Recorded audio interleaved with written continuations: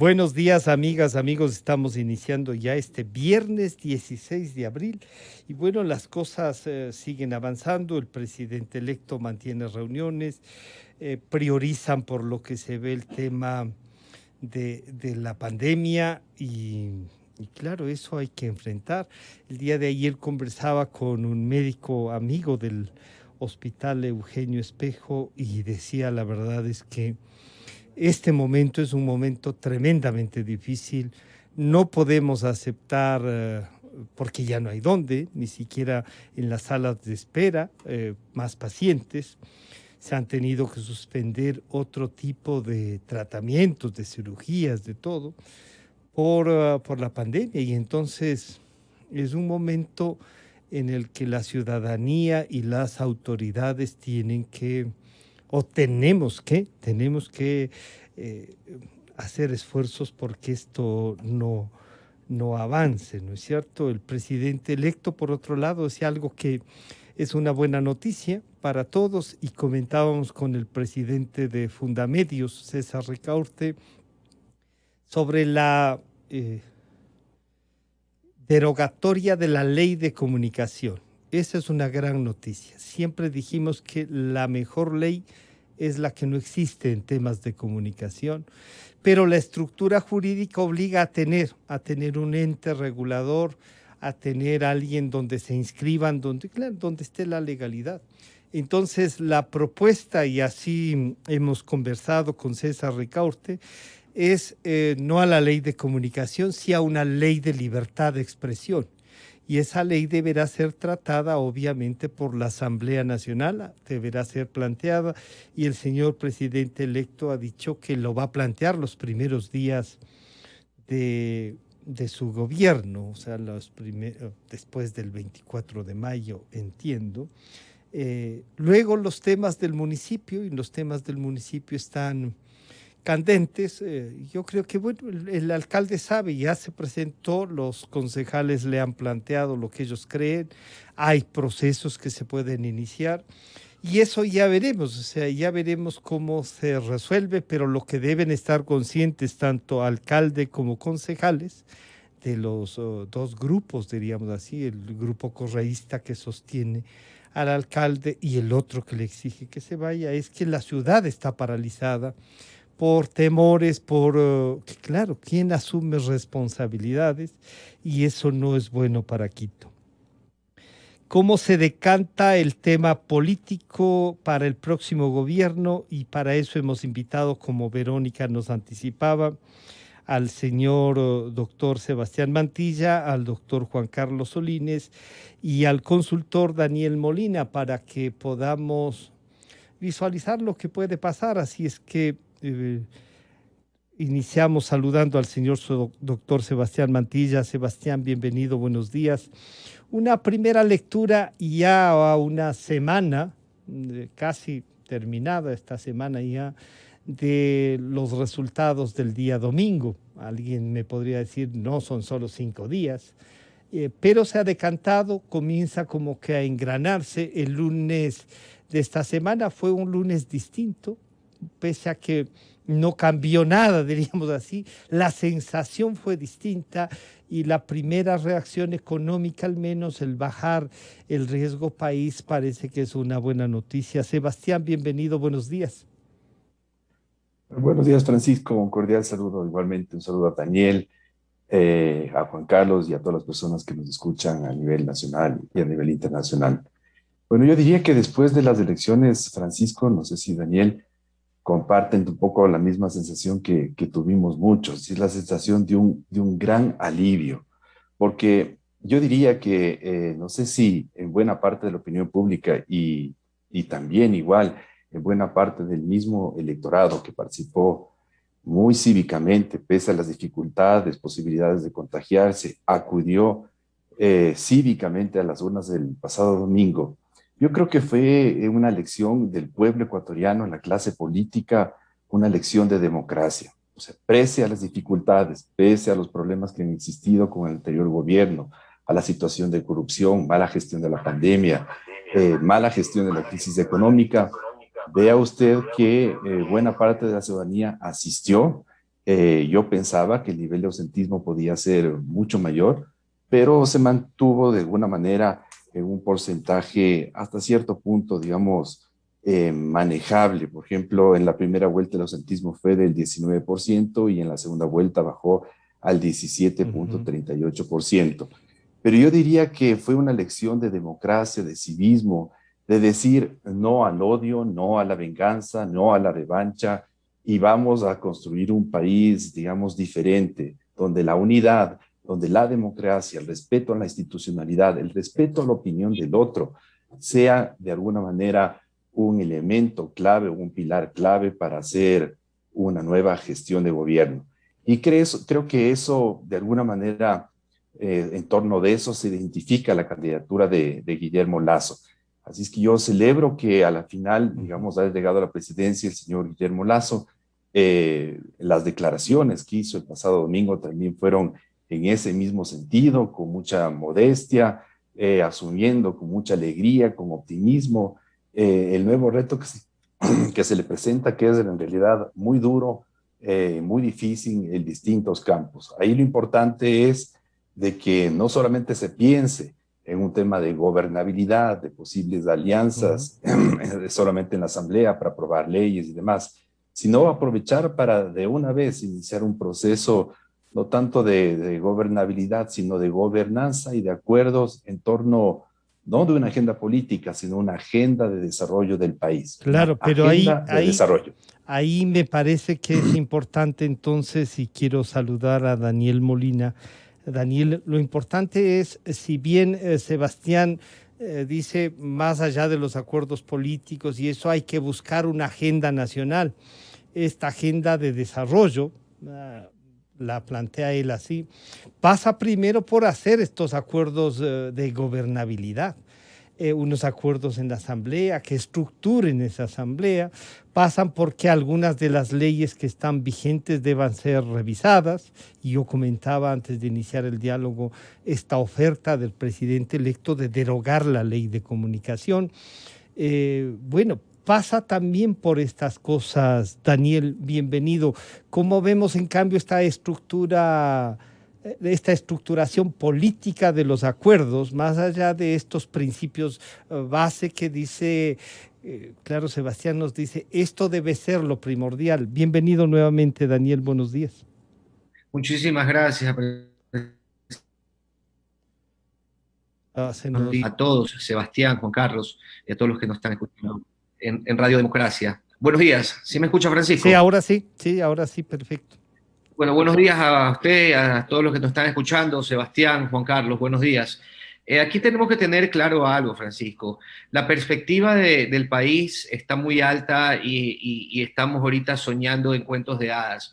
Tenemos que tener algo muy claro, que el nuevo gobierno coge un país totalmente en crisis, coge un país totalmente sin recursos, que esto será un proceso. La gente cree que ni bien va a empezar el primer día de gobierno ya va a poder hacer cambios extremos y va a abundar los recursos para generar créditos, va a abundar muchas cosas en el tema de la salud, en el tema de obras. Entonces, creo que debemos primero aterrizarnos y tener claro que el nuevo gobierno coge un país complicado.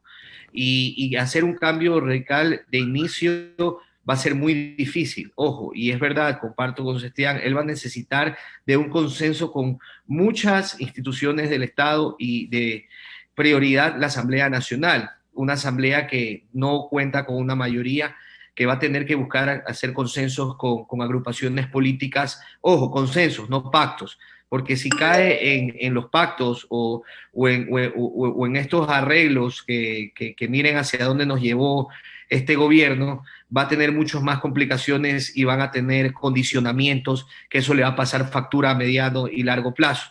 Este gobierno tiene que aprender de los errores que han cometido los demás en el pasado y no volverlos a cometer y no caer justamente en ese juego de los partidos políticos de velar por sus intereses propios, sino velar por el país entero. Y para esto no solo es un consenso con la Asamblea Nacional, sino con la ciudadanía, con los medios, que haya esta presión de todo un país para que logre estos cambios necesarios en la Asamblea. Pero Daniel, esto de concretar en la Asamblea cuando se diferencia entre pacto, acuerdo y eso, como que se satanizó esa parte de llegar a acuerdos, no a acuerdos para repartirse.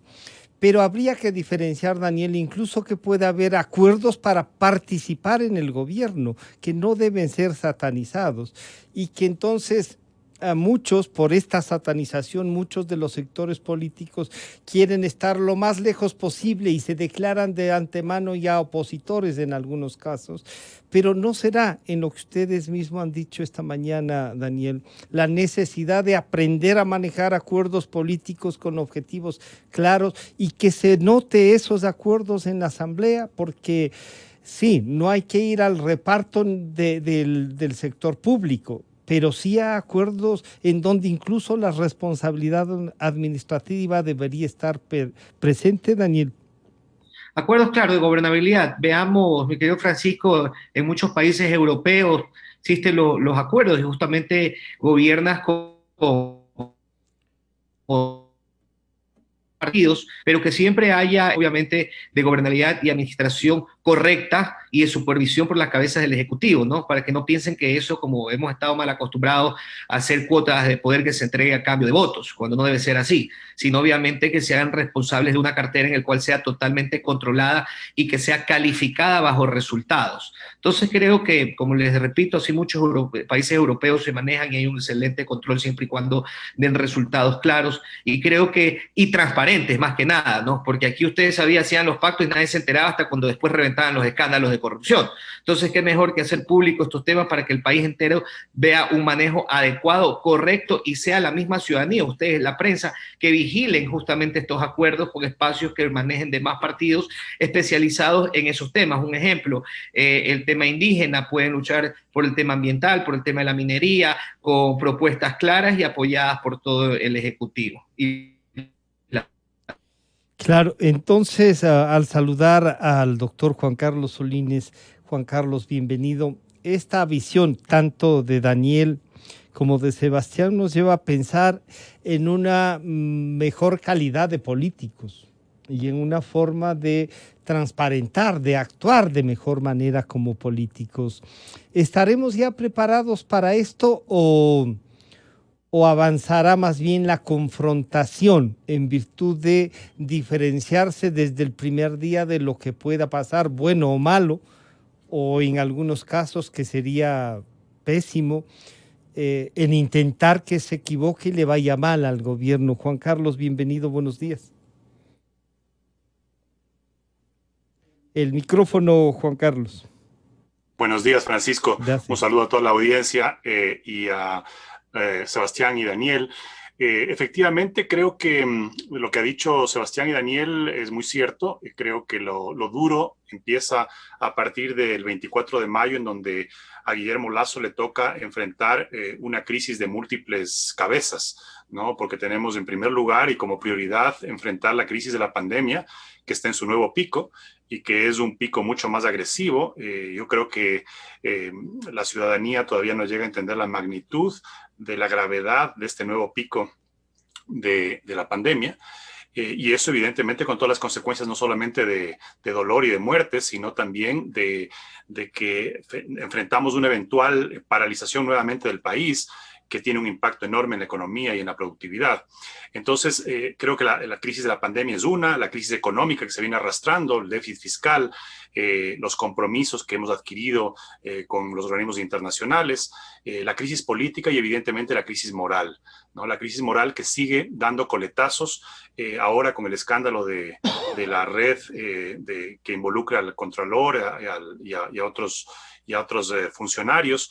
Es decir, Guillermo Lasso va a tener que enfrentar todas estas crisis, pero en un contexto, como tú dices, Francisco, en donde no hay partidos sólidos y no se evidencian partidos ideológicos con los que se pueda generar concertación y acuerdos programáticos. Y ahí viene el problema. Cuando vemos que no hay posiciones claras, y eso se evidenció en la campaña, se evidenció en el debate, cuando no hay posiciones claras desde el punto de vista ideológico respecto a la explotación de los recursos naturales, respecto a la protección del medio ambiente, respecto a temas sensibles como el tema de género, cuando no hay posiciones claras, entonces, claro, en una situación como la que enfrenta el Ecuador, dicen, bueno, hay que hacer un gobierno de concertación, de consenso, pero ¿consenso alrededor de qué? ¿Cuáles son las posiciones? Es decir, lamentablemente, esta elección con 18 candidatos ha evidenciado nuevamente que tenemos empresas electorales, empresas que se venden y se compran, que no hay militancia, que lo que hay son repartidores de propaganda que se contratan, que no hay posiciones claras desde el punto de vista ideológico. Y claro, entonces cuando se trata de lograr consensos y acuerdos, por ejemplo, a nivel legislativo, se tiene que partir de una base y de un fundamento de acuerdos programáticos. Es decir, ¿con qué estamos de acuerdo? ¿Con qué medidas económicas? De allí que Guillermo Lasso debe ser muy cauto, porque ya se terminó la campaña, él ya ganó las elecciones, él ya es el presidente electo, debe ser muy cauto en sus intervenciones con respecto a lo que está ofreciendo ya como presidente electo. Porque eso ya no es campaña, eso ya depende de los acuerdos. Por ejemplo, no se puede decir que va a derogar la ley de comunicación, que por cierto, tú sabes, Francisco, que yo soy un defensor de las libertades de comunicación, de expresión. Sin embargo, no podemos apresurarnos a decir hay que eliminar esa ley mientras no tengamos algo que la vaya a reemplazar. Sí, pero, y habrá que discutir qué es lo que le va a reemplazar. Claro. Y eso que va a reemplazar, recuerda que la ley de comunicación tomó 4 años de debate, casi 4 años de debate. ¿No? Entonces, ¿con qué se va a reemplazar? Y el derogar una ley no es un tema que lo decide el Ejecutivo. Pero sí lo puede proponer. Lo puede proponer, pero no puede presentar un proyecto de ley, como me parece deja claro, que dice derógase la ley de comunicación y se plantea una que sea de la libertad de expresión. O sea, solo con que se cambie el nombre y que lo puede hacer y que la asamblea tendrá que debatirlo, que salga de la asamblea no nos puede garantizar él. Pero me parece que el hecho de que lo proponga así es un poco ratificar también algo de la campaña, o debería no decir eso. Yo creo que por eso hago la diferenciación, Francisco. Una cosa es la campaña, una cosa son las ofertas de campaña y otra cosa es ya el gobierno y los actos de gobierno. Y los actos de gobierno deben partir de un orden lógico, es decir, tiene que primero buscarse consensos en la Asamblea, garantizarse un bloque que le permita gobernar en base a una agenda de prioridades que incluya reformas de leyes, aprobación de nuevas leyes, reformas a las existentes, y en base a eso ver cómo se va delineando una agenda de prioridades que el país tiene que enfrentar para salir de las crisis que tiene enfrente. Entonces, claro. yo creo que volviendo a tu pregunta original, creo que ahorita un trabajo fundamental, así como decimos que todos tenemos que arrimar el hombro, tenemos que construir partidos políticos sólidos, con militancia, porque inclusive, te pregunto, si es que Guillermo Lasso llama a un gobierno de consenso, de concertación, no de reparto de cuotas ni de troncha, sino de concertación, y les dice a los partidos, a ver, presenten sus mejores cuadros de hombres y mujeres para que puedan intervenir en mi gobierno, ¿no? Y vamos a ver que los partidos siguen siendo partidos de caciques, siguen siendo partidos de dueños que no tienen militancia, como en la época de la izquierda democrática o la democracia popular, incluso el propio Partido Social Cristiano, que tenían muchos digamos, líderes visibles y caras y personajes prestantes, ¿no? Entonces yo creo que aquí hay un entorno del que también hay que preocuparse, un entorno político del que también hay que preocuparse. Y no solo que hay que preocuparse, sino que justo eso es lo que han conseguido en 14 años, pulverizar lo poco que había y volvernos así. Pero 2 cosas decía Sebastián. Uno, el tema del ausentismo, que no solo que no se incrementó, sino que bajó.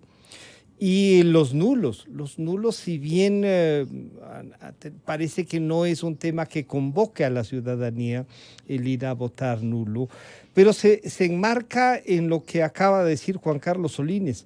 Yo sí creo que en cambio el domingo el país votó por 2 visiones de país, por 2 formas de gobierno incluso, que terminó encarnando el señor Lasso en un caso y el correísmo en el otro. No puedo decir que encarnó el señor Arauz, sino que lo representaba, porque él mismo terminó demostrando que no tenía ese espacio de él, ¿no? Más allá de un líder.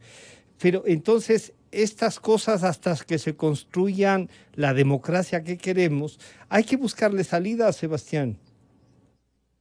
Claro que hay que buscarle salidas. Y yo diría que un poco también para profundizar un poco más en el análisis, comentaría lo siguiente, Francisco. No estoy hasta cierto punto de acuerdo con lo que tú dices, porque yo creo que en las elecciones pasadas, en las elecciones del pasado domingo, yo diría que vimos hasta dónde puede llegar el correísmo. Yo creo que el correísmo puso toda la carne en el asador para ganar estas elecciones. Y resulta que del 32% que tuvieron, por ejemplo, en la primera vuelta, que equivale a cerca de 3.033.000 votos, en la segunda vuelta logró el correísmo 4.234.000, es decir, tuvo 1 millón de votos más. Y en el caso de Lazo, que tuvo en la primera vuelta 1.830.000 y en la segunda obtuvo 4.654.000, que es casi le triplica en cuanto se refiere a la votación misma de Lazo en la primera vuelta. 170% más. Exactamente. Entonces yo te diría que por un lado se puede concluir que no es que falló hasta cierto punto, como el señor Correa está que no sabe de sí mismo, no sabe qué hacerse, porque dice, ¿qué pasó? ¿Por qué no ganamos? Y el tema es de que la ciudadanía como tal, se cansó de los mensajes populistas de división, de fragmentación, de revancha, y a eso añadimos todo lo que de alguna manera se fue mencionando en la campaña sobre lo que fue el correísmo en términos de corrupción, respeto de las libertades, persecución política a líderes políticos, etcétera. Entonces yo diría que como en el caso, por ejemplo, del Frente Nacional, del Front Nacional, en Francia, de Marine Le Pen, igual que el correísmo, o sea, ellos tienen una limitación de voto, ese es su techo. Su techo que tuvieron fue ese 32 en la primera vuelta y tal vez esos 4 millones de votos que lograron hasta cierto punto conseguir, pero hasta ahí nomás llegó. Y lo que sí se puede ver es que también, igual digo yo, no podemos decir que estos 4.654.000, digamos, votaron convencidos por la propuesta de Lazo. Porque yo creo que en el caso de Lazo, aunque es una excelente persona, una persona de principios, de valores, que eso es lo que yo más rescato en el señor Lazo, el tema de que es una persona íntegra, más allá de tal vez sus conocimientos que pueda tener de la gestión pública o de la gestión financiera, económica y demás. Yo creo que la mayoría de la gente sí apoyó hasta cierto punto ciertas propuestas de Lazo, pero no es que Lazo hace una excelente campaña en la segunda vuelta, convence, habla con nuevos sectores, llega a jóvenes. No, yo creo que buena parte de la votación que obtuvo Lazo en la segunda vuelta fue porque la gente dijo, no queremos correísmo, no queremos pero ahí autoritarismo. es el modelo de gobierno y de gobernabilidad. O sea, no Claro, queremos esta imposición y la gente sí optó por un modelo a lo mejor no fácil, pero sí de que alguien no sea el capataz. Claro, y que se acerca hasta cierto punto, digamos, no sé si podría decir algo así como el mal menor. O sea, No me parece. hasta Creo que cierto punto escogieron al se mejor dice, de los dos que llegaron. sí, Porque pero en ese eso de sentido, escoger, Sebastián, el mal menor, no, de los 16 que se presentaron, llegaron 2 que tenían posibilidades electorales y de esos 2 escogieron al mejor. Porque yo sí creo que el país escogió un mejor camino. No es o sea, te fácil, digo, como han dicho, ¿no? Francisco, yo te digo, sería un error pensar que Lazo ganó con un voto mayoritario del 50 y tanto por ciento, 53. 52.36%, y que toda la gente concuerda plenamente con lo que No. dice Lazo. Yo creo que ahí hubo votación, por ejemplo, de Javier Herbas. Herbas, de la Izquierda Democrática, incluso alguna gente Ya, de Yacu Pérez, que no está de acuerdo o no estaba de acuerdo con votar nulo, que le dieron el voto. Y en ese sentido, yo creo que Lazo y su equipo de gobierno tiene que ser muy sensible a esa votación y decir, bueno, muy bien, tenemos un país fragmentado, un país diverso, que piensa y anhela distintas cosas. Entonces, el tema, por ejemplo, del agua, el tema del medio ambiente, de no a la minería extractivista, que era un poco la votación mayoritaria que tuvo Yacu Pérez, así como también el tema de lo que proponía Javier Herbas, es decir, ir a una nueva forma de gestión de gobierno mucho más transparente, ágil marcada o trabajar en función de objetivos y metas. Es un tema que tiene que tomar en cuenta y que creo que no solamente debería ser tomado en cuenta para armar, digamos, una propuesta como quien sabe de gobernabilidad de acuerdos. Yo hablo de una propuesta, de una agenda de desarrollo, Claro. donde incorporemos las propuestas de los Pero distintos sí, otros sectores para dar un excelente plan de en gobierno. realidad, Sebastián, y ahí voy con Daniel, sí, es cierto que lo más racional, lo más democrático, lo ideal es ir con una agenda de país. Pero bueno, estamos saliendo de algo que algunos no creíamos que íbamos a salir. Estamos saliendo para reencontrarnos, para construir una democracia posible, factible y que nos represente, con todas las dificultades que esto tiene. Daniel, estas cosas, este planteamiento, esta visión a lo mejor de lo súper mejor, ¿no es cierto? O sea, vamos a construir la Suiza americana. Sí, bueno, pero hay que dar unos primeros pasos. Y Juan Carlos y usted también, Daniel, nos han dicho, oigan, los primeros pasos son casi en un lodazal, hay que salir de esto para comenzar a caminar. Y esos primeros pasos entonces, para llegar a lo ideal, ¿cuáles deberían ser? Tomando una buena lectura del domingo, Daniel. Claro, mira, comparto totalmente con Sebastián lo que acaba de decir. Esto fue una elección no que entre Arauz y Guillermo Lasso. Esto fue una elección entre el correísmo y el anticorreísmo, y eso hay que tenerlo claro. Y todo este respaldo que tuvo Guillermo Lasso no es que fue para él, sino fue para el modelo en general. Entonces eso es lo que él necesita ahora, consolidar esa votación que obtuvo obviamente de nichos específicos que en la primera vuelta se fueron con otros candidatos y que él supo comunicar a ellos para poder obtener esa votación. Pero asimismo, como supo comunicar para obtener su votación, ahora tiene que saber cómo consolidar ese respaldo. Esto es un vivo ejemplo de lo que pasó en la ciudad de Quito en las alcaldías pasadas, desde la época de Rodas, que no fue con un Rodas y un Barrera, sino fue contra el sistema de Barrera en la alcaldía. Entonces, y también en la elección pasada presidente de Lenin, no fue por Lenin, fue por el correísmo, por Rafael Correa. Y de acuerdo al manejo de Lenin, fue perdiendo esa popularidad base que tenía el correísmo y que él entró de manera fuerte. Entonces, aquí debe Guillermo Lasso pensar mucho en consolidar ese respaldo, atraerlo hacia él de una manera sólida, construir junto a ellos las propuestas e iniciar con paso firme bien medido cada decisión, porque es verdad, tampoco se puede ahorita por la emoción del triunfo, derogo esto, derogo el otro, te doy esto, te doy aquello, pero cuando ya comience a ver la realidad, porque una cosa es torear y otra cosa es ver el toro desde afuera. Métase pues a la cancha. Y usted sabe que el sector público, como está institucionalmente, está destrozado en todas las aristas hablando del caso. Entonces, le va a tocar un reto fuerte al presidente Lasso, primero ordenar casa adentro y realmente cambiar ese pensamiento y esa estructura pública que no ha dejado avanzar y que piensan en lucrarse a sí mismo y no que realmente se lucre el país. Entonces el presidente Lasso, aparte de consolidar todos estos grupos, tiene que consolidar también todos estos poderes estatales paralelos,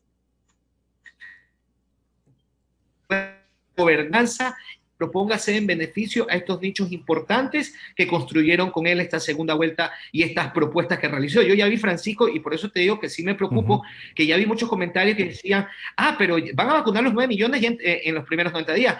Pero ¿y mi crédito agropecuario a tanto interés, a 30 años? Pero ¿y se acuerdan que ofreció que en cada minuto iba a hacer algo así? Entonces ya comencé a ver esa desesperación de la gente de exigir cuando realmente va a tener que desde entrada primero limpiar cada centro y ver si se va a poder cumplir. Entonces, claro, por eso digo,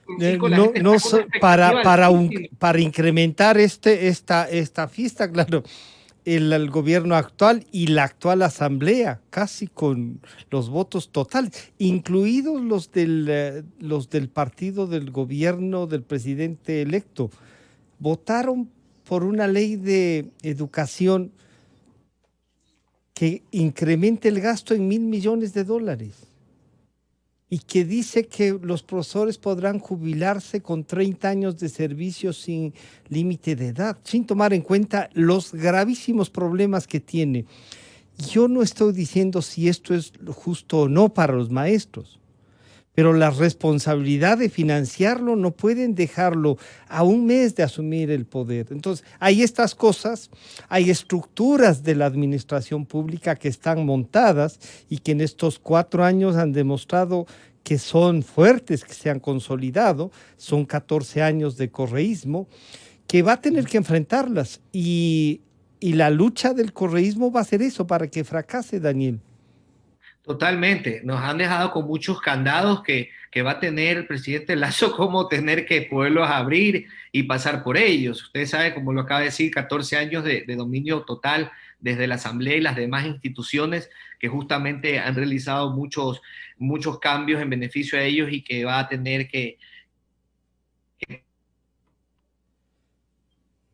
desde no solo en este cambio de la educación, sino muchísimo más, como los que acaban de decir de la misma ley de comunicación, pero no simple derogue, sino también qué propone. Claro. Entonces esto tiene que ser construido bajo consensos que realmente él tenga que primero construir, no solo en base a la Asamblea, sino la ciudadanía en general, los organismos, la prensa, y que vean que sus propuestas y proyectos son en beneficio de los grandes colectivos. Él debe apalancarse mucho en el tema social, mi querido Francisco, también. Es muy importante eso para que salga de ese encasillamiento que representa a grupos específicos, sino que vean que es un Guillermo Lasso que va a gobernar para todos y que va a gobernar en beneficio de esas grandes mayorías, porque el correísmo va a apuntar hacia allá, a que cada mínimo error o cada cosa que él pueda modificar o demás, lo va a atacar y va a querer volcar el populismo y las grandes mayorías en contra de él. entonces él tiene que saber cómo medir y justamente trabajar a la par para así beneficiar a los mercados, pero con resultados hacia el empleado.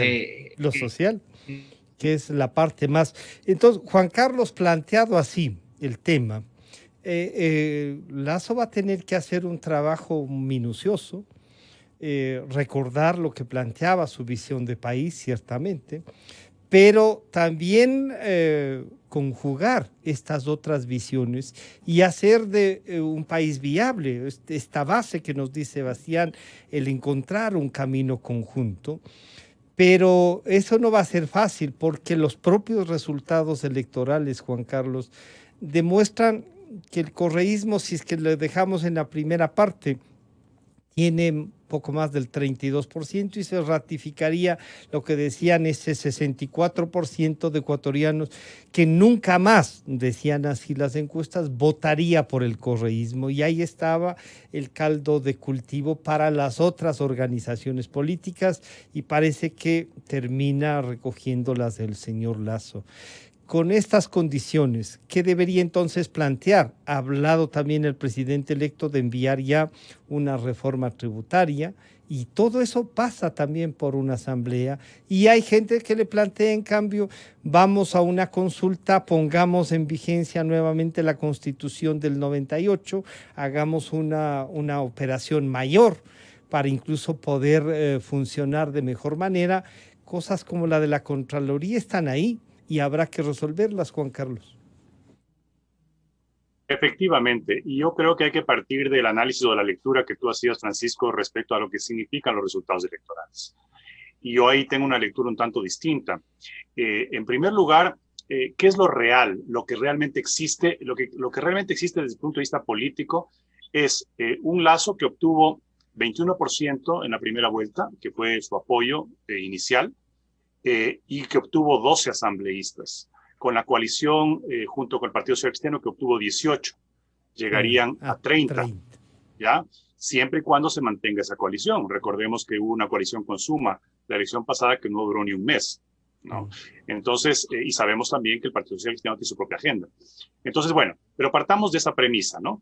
Y que la primera fuerza política de la primera vuelta, digamos, por sí misma, fue el correísmo. Es decir, el correísmo, que no importa en qué partido o por qué número esté corriendo, es eso. Entonces, para la segunda vuelta, vemos que es una campaña que se polariza, ¿no? Se polariza como estrategia de ambas campañas. Es decir, hubo una intencionalidad de polarizar al electorado.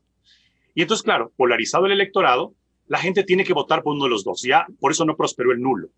No prosperó el nulo porque fue tan polarizante la campaña, en donde, como tú decías, Francisco, en eso coincido, la gente llegó a un punto en que dijo la disyuntiva de decir, voto por un gobierno donde va a haber libertades, donde va a haber respeto, o un gobierno como el de Correa, ¿no es cierto? Pero esa votación que obtuvo el correísmo con su candidato Andrés Arauz no puede ser soslayada ni desestimada y mucho menos incomprendida por el nuevo presidente. El nuevo presidente, y yo espero que la mayoría de ciudadanos, sobre todo quienes hacemos opinión, entendamos que el fenómeno de la votación correísta no es un fenómeno de quienes están a favor del maltrato o del autoritarismo o del robo o de la corrupción. Eso sería absurdo, porque eso significaría decir que casi la mitad del país apoya ese modelo o esa forma de gobierno.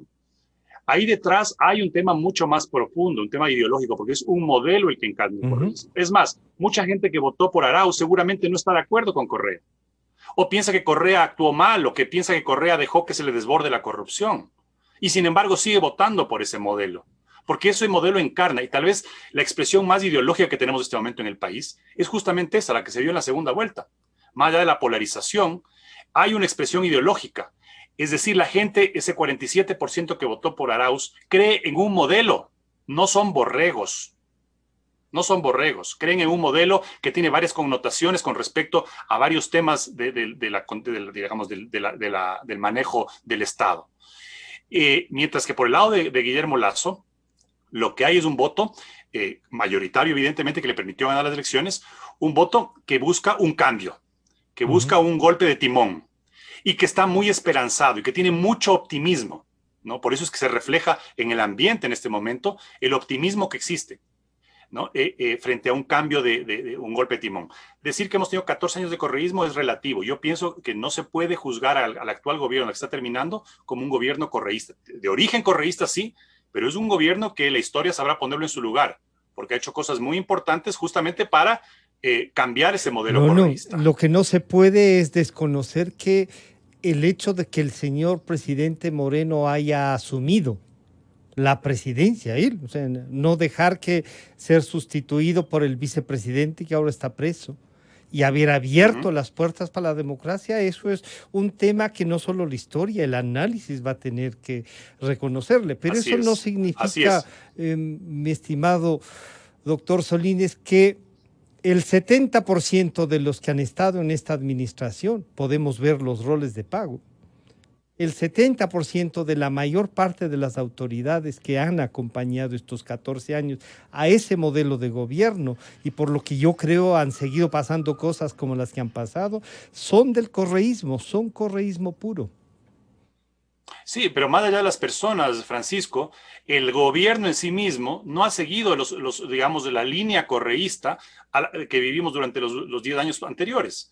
A eso me refiero. Es decir, no podemos decir que en el manejo de la economía, en los acuerdos que se logró con los organismos internacionales para lograr una reactivación económica, no es lo mismo. Es una visión totalmente distinta. Entonces, no me parece justo hablar de 14 años de correísmo. Me parece que hay que poner las cosas en su lugar. Pero independientemente de eso, Francisco, el punto, y atendiendo a tu pregunta, es justamente el presidente electo Guillermo Lasso ha dicho que va a gobernar para todos los ecuatorianos. Y si es que va a gobernar para todos los ecuatorianos, eso implica un ejercicio de entender también las agendas y el modelo que están defendiendo ese 47% que votó. Adicionalmente, si contamos el ausentismo y si contamos votos nulos y blancos, vamos a darnos cuenta de que Guillermo Lasso tiene la tarea y la responsabilidad política de, si va a gobernar para todos los ecuatorianos, entender e incorporar de alguna forma a ese 60 y pico por ciento, porque creo que suma cerca del 60%, sumando la votación de Arauz más ausentismo, y que no votaron por Guillermo Lasso, y que va a tener que también un poco entender. Entonces, más allá de la articulación política partidista, en donde va a tener que buscar consensos en la Asamblea, va a tener que construir en base a consensos estos proyectos de nuevas leyes, reformas tributarias, nueva ley de comunicación y todo lo que se proponga como prioridad. Va a tener que construirlo en consenso y en concertación con las organizaciones con las que vaya a gobernar, porque con sus 12 asambleístas o sus 30, si es que asumimos una incondicionalidad, asumimos una incondicionalidad que yo no creo que va a existir. Eso no va a existir, porque ustedes saben que los 40 años demuestran que no funciona. Exactamente. Sí. Entonces, claro, desde el punto de vista de gestión política, tiene esta dualidad, ¿no? Por un lado, el llevar acuerdos políticos bipartidistas que le dan gobernabilidad en la Asamblea, que seguramente va a implicar también que dé espacios de poder en el Estado, en el gobierno central, ¿no? Y por otro lado tiene el entender cuál es el sentimiento, cuál es la aspiración, cuál es el modelo político al que apoyó esa gente que votó por Arauz, que encarna, digamos, un modelo ideológico y político. Claro, en ninguna democracia del mundo se llega pues a tener, digamos, democráticamente hablando, que todos estén de acuerdo con un modelo. Siempre habrá, y es bueno que así nos pase. Por ahora, Sebastián, esto es lo que tenemos. Sí, va a ser difícil una relación con la Asamblea si no tiene un muy buen operador político que nos lleve a unos acuerdos con transparencia, que también los otros sectores políticos entiendan que es el momento, no sé si decir de arrimar el hombro, que es el momento de la responsabilidad. Y algunos estarán por sí, por participar incluso en el gobierno, otros dirán que no, que eso puede dañar políticamente el futuro a alguien y no querrán participar. Pero también las élites del país, los que hacen opinión como ustedes, los que trabajan en los sectores laborales, los que trabajan con otro tipo de actividad política, deben entender también eso. Y ese debe ser un mensaje. Si bien ustedes han dicho, hay que hacer un planteamiento con incluir lo que piensa ese otro 47%. Yo diría, no solo que hay que incluir, hay que tener entonces esta visión de país conjunta, y esto sí, lo que usted decía, Sebastián, tener 4 o 5 puntos que nos identifique como país. ¿Será posible construir o tendrá que ir a una consulta el presidente electo? Yo creo que sí, Francisco. Miren, a diferencia de la gobernabilidad que generalmente busca siempre resultados, no importa un poco cómo se consigue ese resultado, y que muchos políticos generalmente le apuntan al tema de la gobernabilidad. La gobernanza hace énfasis más que nada en crear condiciones para la acción gubernamental. Entonces yo creo que el desafío que tiene Guillermo Lasso y este nuevo gobierno es generar condiciones para esa acción gubernamental, en el sentido de poder, que le digo, establecer lazos de comunicación con distintos actores políticos, con distintos sectores sociales, no a partir de lo que generalmente se establece o se ha establecido como mecanismo de diálogo en el pasado, que ha sido, vengan a dialogar, pero miren, esta es mi agenda, les socializo, les comunico cómo es, si les gusta bien, si no, chao y hasta luego. Sino más bien ver la posibilidad de ir generando un espacio para ir construyendo, consensuando. Y digo yo, no solamente decisiones sobre los temas de muy corto plazo que tienen que ver con la crisis generada por el COVID, crisis económica, de desempleo, crisis social, crisis sanitaria, mala gestión de los hospitales, mala gestión de la vacunación, sino también apuntar a los temas estratégicos de mediano y de largo plazo. Entonces, generalmente cuando uno llega al gobierno dice, bueno, ¿y qué hago? Y comienza a veces a coger esta cosita, esta otra, y entonces cae en el día a día y no tiene la posibilidad de ver en perspectiva y en una visión de largo plazo hacia dónde conducir al país. Entonces creo que ahí es muy importante, por ejemplo, que se vaya apuntalando, por ejemplo, ese modelo de democracia que queremos. Y ahí entra en el tema de lo que mencionaba Francisco, el tema de la ley de comunicación, el tema de las libertades, el tema de una serie de cosas que son importantes. El modelo económico, que sea un modelo económico que de alguna manera nos permita, digamos, desarrollarnos de aquí a largo plazo. Lo que pasa en Chile hay un modelo económico que se mantiene independientemente del gobierno, que sea de izquierda o de derecha. Pero el tema social, como decía también Daniel, yo creo que el tema social es importante y no es un asunto que se puede decir muy bien. El tema social es un tema solamente de las izquierdas, o es un modelo que responde, digamos, a otros movimientos o ideologías políticas. Yo creo que Lasso puede inaugurar de alguna manera una nueva forma de hacer gobierno, quién sabe, destacando muchísimo el tema social y atendiendo, por ejemplo, a sectores que ahora se han quedado sin trabajo, que están en la situación de pobreza extrema, los sectores, por ejemplo, rurales. Entonces, en ese sentido, olvidándonos un poco las recetas a veces de organismos como el FMI y demás, desarrollar una agenda propia de desarrollo social, donde potenciemos, por ejemplo, eventualmente el bono, o eventualmente veamos hasta cierto punto un cierto tipo de bonificaciones que pueden ayudar a rescatar a nuestra gente Eso se está haciendo incluso los organismos internacionales El como propio la Fondo CEPAL y Monetario, muchos otros. pero el propio Fondo Monetario en el acuerdo Exactamente, dice que hay que duplicar eso, que hay que buscar la exactamente. forma de Entonces, llegar a más ciudadanos que de los que están. exacto, Francisco. Entonces hay que cambiar hasta cierto punto un poco el tema del chip.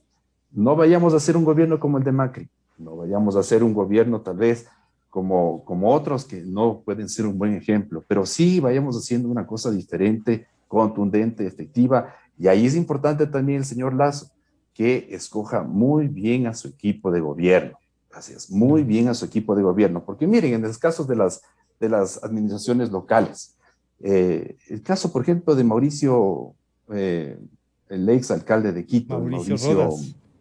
Mauricio Rodas. Rodas. Por ejemplo, eso fue una pena. Yo diría que buena parte del fracaso de la gestión de él como alcalde fue el hecho de que no tuvo, digamos, cuadros importantes en las áreas claves para manejar. Entonces, es decir, en el caso de Lazo, que no recurra al amiguismo. Le voy a poner aquí a mi hijito, le voy a poner a mi primito, le voy a poner al hijo del señor monje, al otro del partido y al otro del social cristiano, Bueno, pero etcétera, eso ha porque son dejado buenas muy claro gentes. él que no, ¿no?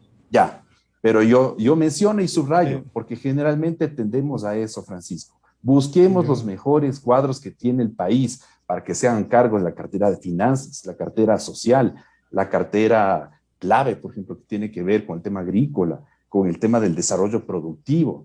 Y hagamos, digamos, comencemos a generar, digamos, acciones. Y no pensemos solamente como antes se gestionaba el país, de que ahora sí, vamos a ir con las leyes. Se habla de 12 leyes que se van a aprobar en los próximos días. La gestión pública hoy día funciona no tanto en función de leyes, sino de la planificación, de la ejecución de programas, de proyectos, ¿sí? Pero Es es decir, a que, partir de herramientas de política pública, Sebastián, esas Francisco. herramientas tienen que basarse en las leyes. Y uno de los grandes Sí, trabajos que yo creo debe hacer la Asamblea es desmontar toda una estructura jurídica que ha permitido casi todo lo que nos ha pasado, ¿no? Pero claro, pero hay que ir está, haciendo eso en el camino, claro, Francisco. En el camino se puede ir haciendo por eso. eso yo quería preguntarle a Daniel, ¿cómo entender cuáles son los mejores cuadros del país? ¿Qué características deberían tener entonces eso que denominamos los mejores cuadros?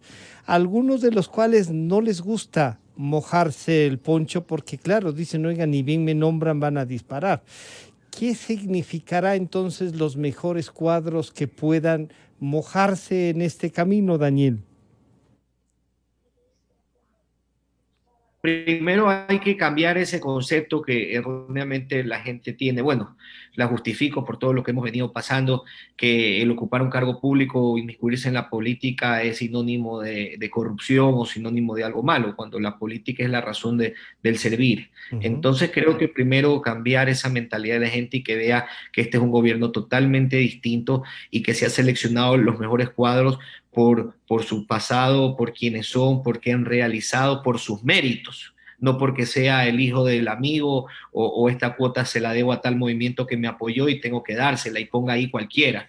No, él tiene que calificar justamente gente proba, porque él no puede cometer más errores como lo que hemos venido viviendo, que en cada cartera, por Dios, hemos tenido más ministros casi que empleados públicos, pues el ministerio. Entonces, ese concepto y eso hay que cambiar y más aún en carteras importantes que tú sabes que es un proceso, que tú no puedes que Ujú. cambiar ministro cada año, cada 6 meses, ¿no? Hay carteras que de, de, cambiar de raíz y que eso va a ser de 4 años, Francisco, sino que realmente va a tomar un proceso transformar todos estos sectores públicos. Entonces, no solo el tema de gente proba o calificada, sino también de que él califique a estos cuadros, como las grandes empresas. Aquí estoy con grandes empresarios que saben que para contratar un gerente de más, no es que tú lo contratas, te contratas multinacionales como él o firmas importantes que clasifican al personal. Entonces yo creo que aquí el presidente Lazo puede dar un ejemplo de que se va a rodear de los mejores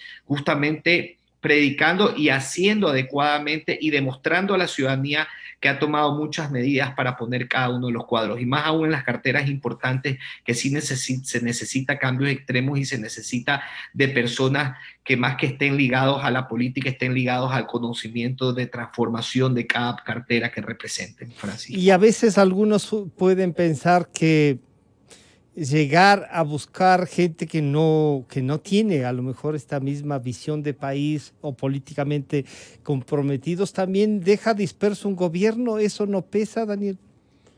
Totalmente, te digo, imagínate, es como que pongas al frente del Ministerio de Defensa a un doctor, alguien que realmente no tenga conocimiento último sobre el tema de la defensa y soberanía de nuestro país, o asimismo mandes al Ministerio de Salud un economista, administrar, o sea, tienes que poner gente especializada de cada rama que represente a cada ministerio y como te digo, con una probidad y con una experiencia que venga del pasado y que sea reconocida por todo un país, que lo haya demostrado con hechos, no es que O vaya sea al que Ejecutivo sin la experiencia. experiencia cuenta, y esto de que los jóvenes deben participar, esto que promocionaron tanto y después conseguimos, ya no eran PhDs unos pocos, ahora tenemos PhDs como para exportar, ¿eso pesará o no, Daniel? Pero por supuesto, hay una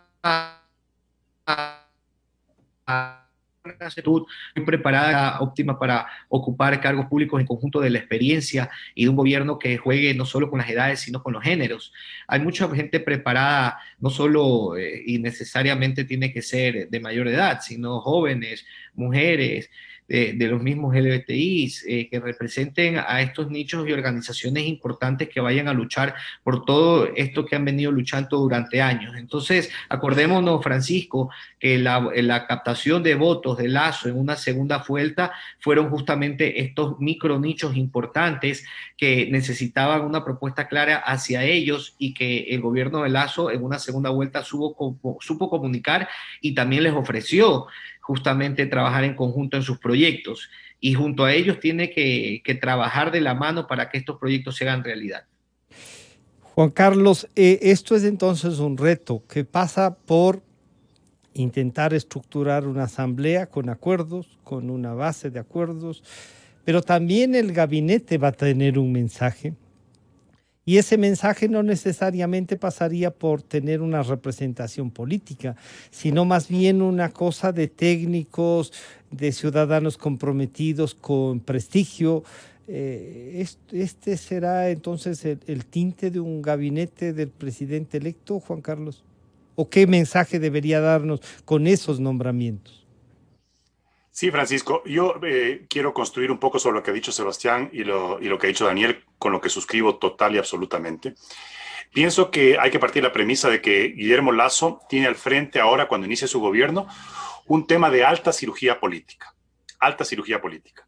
Y como cualquier cirugía delicada, él tiene que contar con los mejores especialistas para poder intervenir al país de la forma que él tiene que hacer.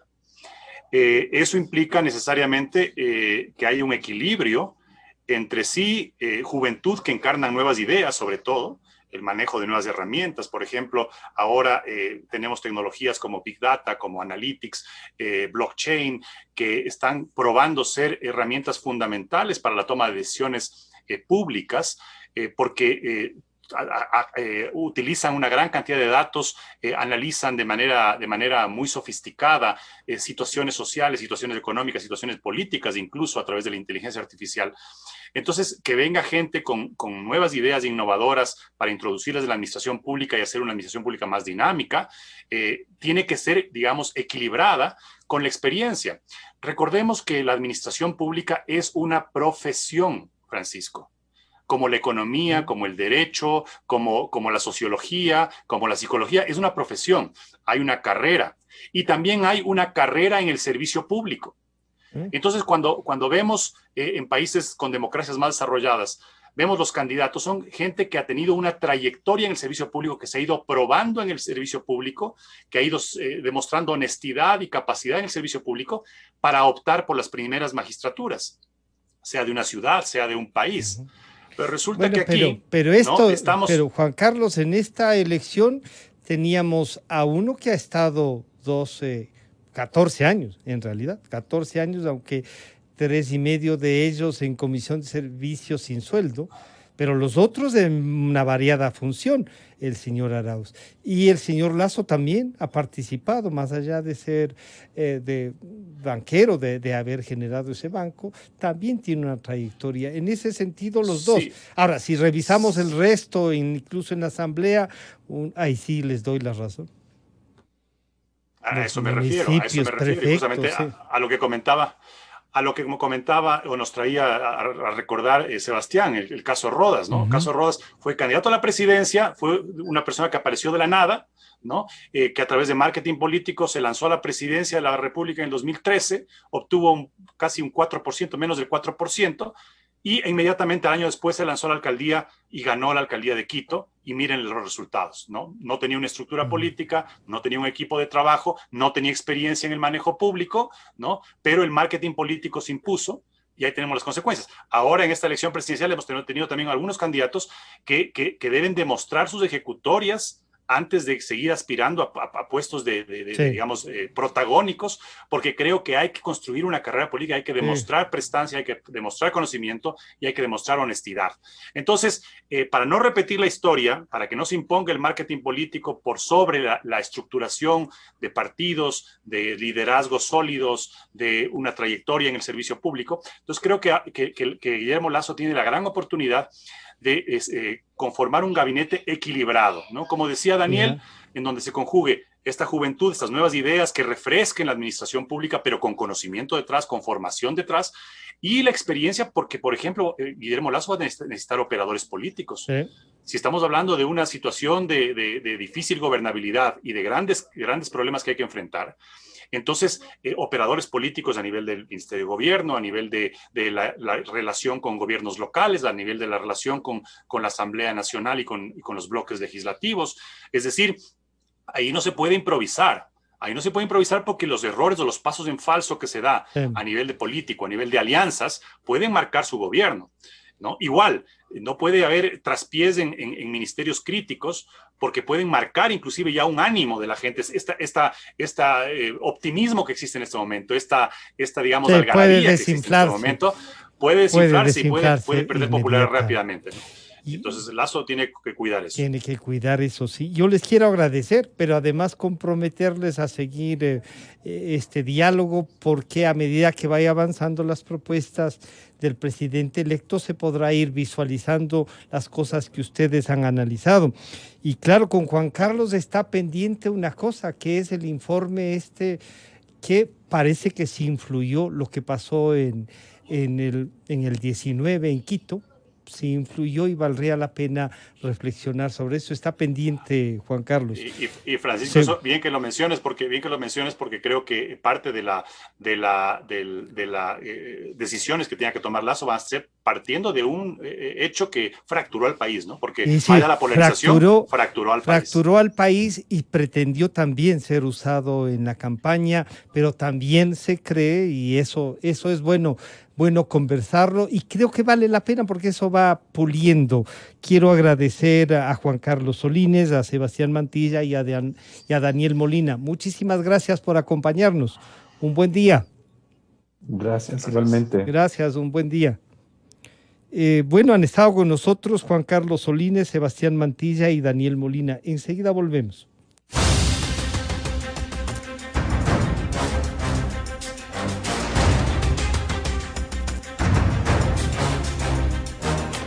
La revista de opinión Democracia agradece